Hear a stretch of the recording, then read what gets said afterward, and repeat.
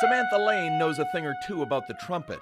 Not only is she an accomplished player, she's also sales and marketing manager at SE Shires in Holliston. I love every aspect of the instrument.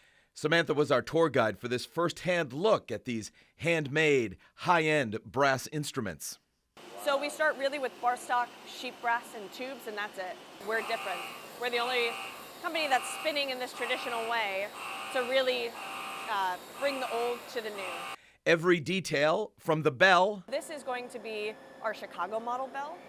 to the rough plumbing, So Neil's working on putting the balusters on the cluster.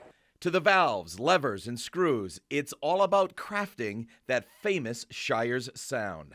We have a sound in mind as we're designing these instruments that's beautiful, kind of like the human voice for a brass instrument.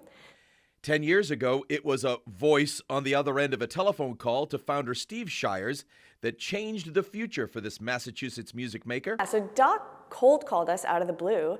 That Doc was none other than Doc Severinsen, the one-time band leader for Johnny Carson and The Tonight Show. He heard that we make trombones, and he called Steve one day and said, "Hey, I hear you make a really great trombone. I want you to make my trumpet." Shires and his team hit just the right note with Doc, so much so he became a global ambassador for the company.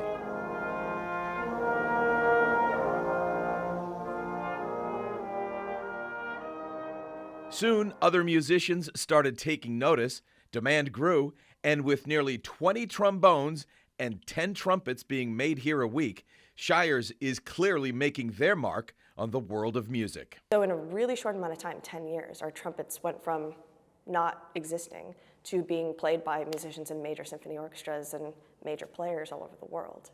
Some of the other unique aspects of Shires, everyone that builds those beautiful instruments also plays an instrument. And speaking of which, before any trombone or trumpet goes out the door, it's played first to ensure it delivers that desired Shires sound. I'm Doug Meehan, WCVB News Center 5.